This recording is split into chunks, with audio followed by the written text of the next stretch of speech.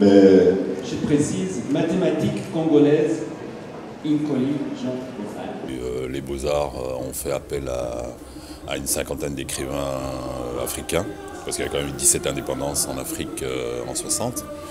Donc en Belgique on commémorait l'anniversaire du Congo, mais les Beaux-Arts ont voulu voir un peu plus vaste. Et donc ce recueil s'appelle Renaissance africaine. Il y a 28 écrivains qui ont répondu à l'appel.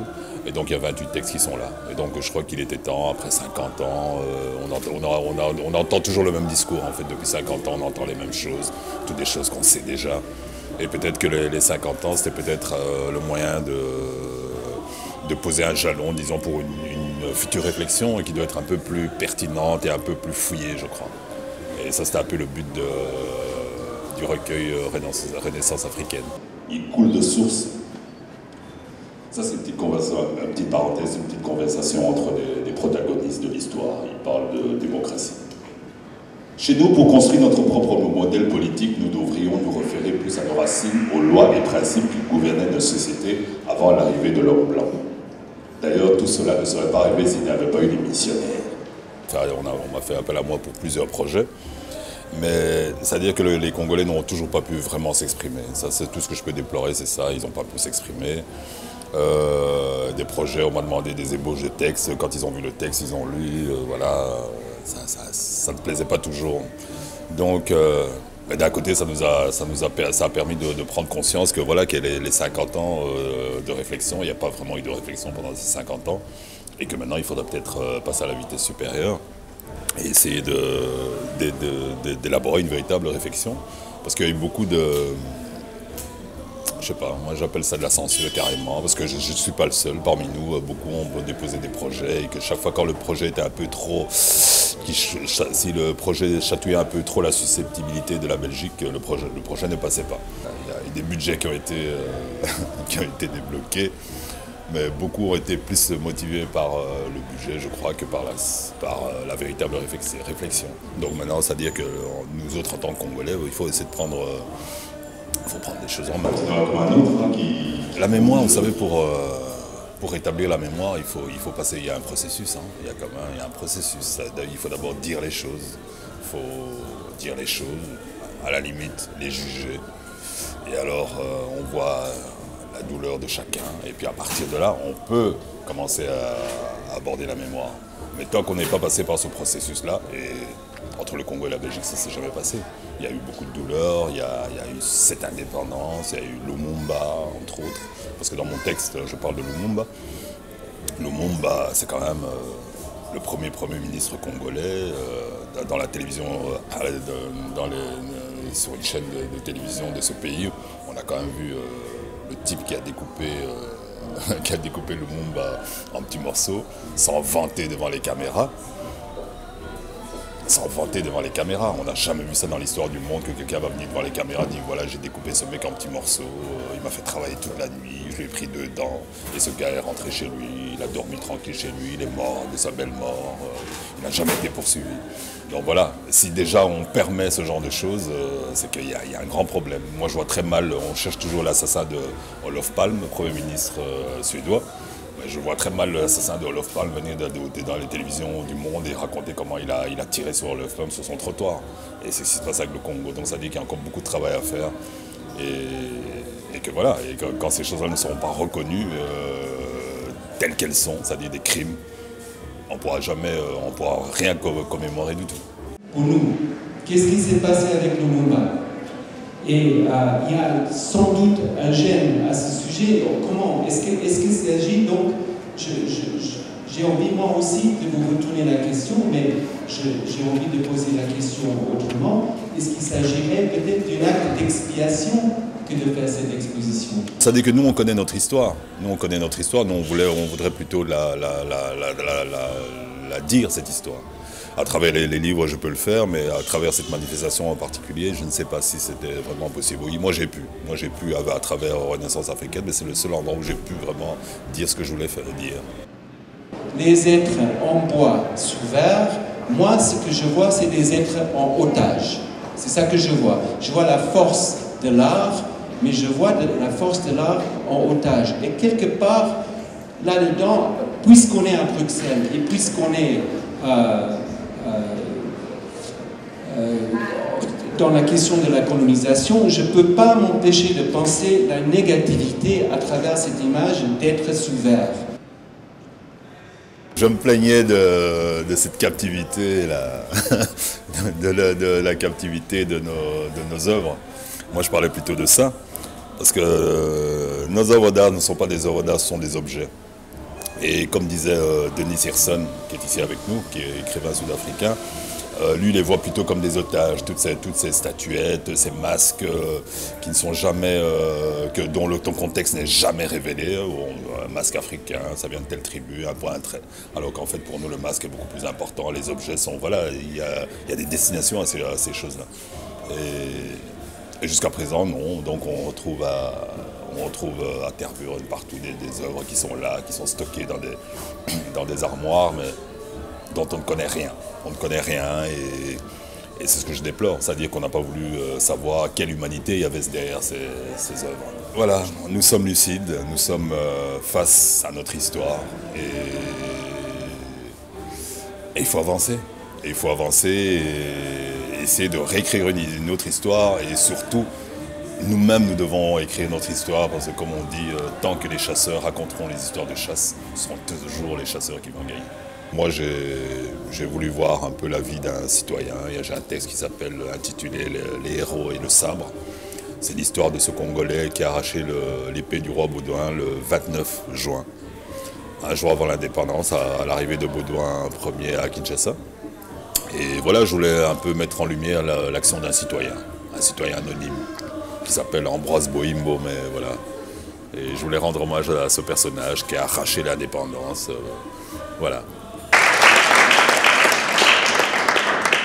Et juste un autre. Du côté de Palais des Beaux-Arts, la raison pour laquelle on a lancé cette idée de cette publication était pour poser une question qui peut-être n'a pas de sens. Mais je voudrais quand même la relancer. Et c'est la question suivante. Est-ce qu'il faut célébrer le 50e anniversaire des indépendances ou est-ce que c'est une commémoration? Qu'est-ce qu'on fait ici? Bon, je suis là, excuse-moi. Bon, je suis déjà là, on ne va pas revenir sur la question, mais je voudrais savoir si toi tu sais ce qu'on fait ici. Le cinquantenaire est une pause. Il n'y a pas pour moi quelque chose à célébrer ni à commémorer. Il y a juste à faire une halte et à se poser des questions. Mais les questions, c'est qui se les pose? Merci beaucoup. On m'a posé la question sur l'indépendance. En Afrique du Sud, il n'y a pas eu d'indépendance en 1960. On peut guère parler de Mandela et l'époque de l'ANC comme étant l'époque de l'indépendance, c'est autre chose encore. Un Africain a le droit d'être juste comme il est sur ce continent, comme n'importe qui, face aux Blancs qui, eux, ont finalement une identité beaucoup plus chancelante, notamment en Afrique du Sud, puisqu'ils réclament souvent des racines européennes et autres. Toujours un écrivain sud-africain de Soweto qui était banni, interdit de publication et en arrestation chez lui. À l'époque, ce poème a été écrit aux alentours de 1969 par Soroti. C'est quelque chose de l'ordre de la sensibilité. Voilà, c'est une Afrique très sensible, multiple, que nous portons chaque fois que nous disons nous sommes de là, nous sommes de l'autre côté aussi. Nous savons exactement de quoi nous parlons, c'est-à-dire que nous sommes bien chez nous dans la fiction. C'est l'autre Normand qui a dit une phrase qui m'a toujours énervé, de Normand à ma gauche. Non, c'était pas Normand. Bon, je ne vais pas la répéter parce que c'est tout le monde beaucoup énervé à l'époque. Non, il faut les laisser parler, c'est bien. Que j'ai déterré dans le jardin de mon maître. C'est la première fois que je vois Togo à Berry. Et je vous assure, j'en suis très fière parce que j'avais toujours eu envie de le rencontrer. Je l'ai toujours lu, j'ai toujours lu tous les écrivains. Et c'est un plaisir de vous rencontrer tous. Alors, j'ai rencontré des écrivains et je suis tout émue. Bon, on ferme la page. En fait, ma question, elle va directement aux 4 écrivains assis sur la table. Actuellement, Doudou Waberi vient de dire quelque chose. il a dit que l'écriture, c'est de la matrice à la mort. Et en fait, j'aimerais demander à ces 4 écrivains qui sont souvent pas de toute nationalité, mais qui vivent dans 2 pays différents, c'est quoi alors le chez-soi pour vous? Je n'écris pas spécialement pour les Congolais ou les Belges, j'écris pour le monde.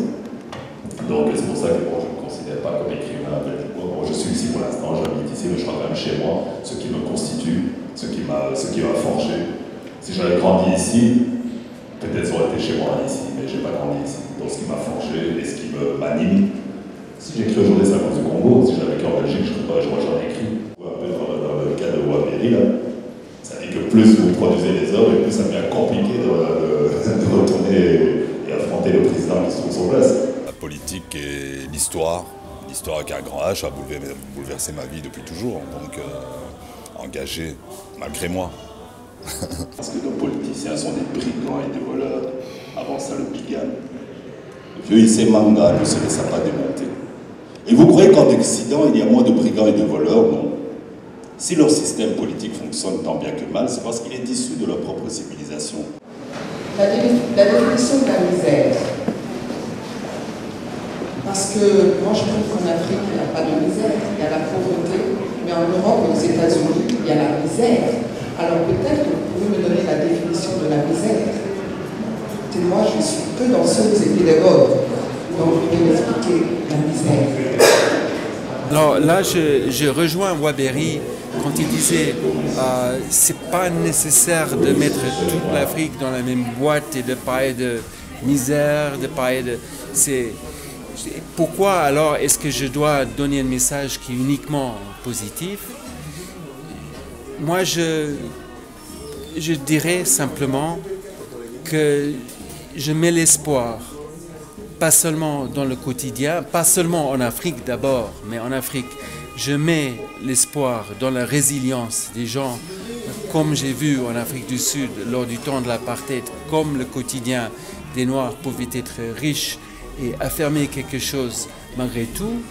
Je mets l'espoir dans cette capacité de résilience partout et aussi dans la capacité des artistes, écrivains et autres à faire foisonner l'imaginaire et faire partager malgré tout la possibilité de rêver, que ce soit en Afrique ou ailleurs.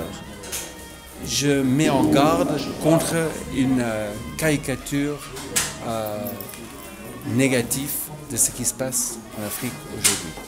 Les policiers de Londres sont aussi idiots que les policiers de Douala. Enfin, je l'ai cru jusqu'à l'instant où ils ont décidé de prendre mes empreintes digitales. Je pouvais donc me faire passer pour un Tchadien et ainsi éviter la déportation, la honte d'un retour aussi brutal vers Douala au Cameroun. C'est ça, finalement, le schéma que l'on a aujourd'hui. Le vrai schéma pour la plupart des jeunes partir, revenir n'est pas tant la question, c'est comment on construit en étant là où on est. Et je ne sais pas si ça produit quelque chose, mais en tout cas, ça aide encore les familles à rester dans l'espérance. C'est pas sûr, mais je veux dire, sur le surveillant dans le mais j'ai pas de réponse, moi je pense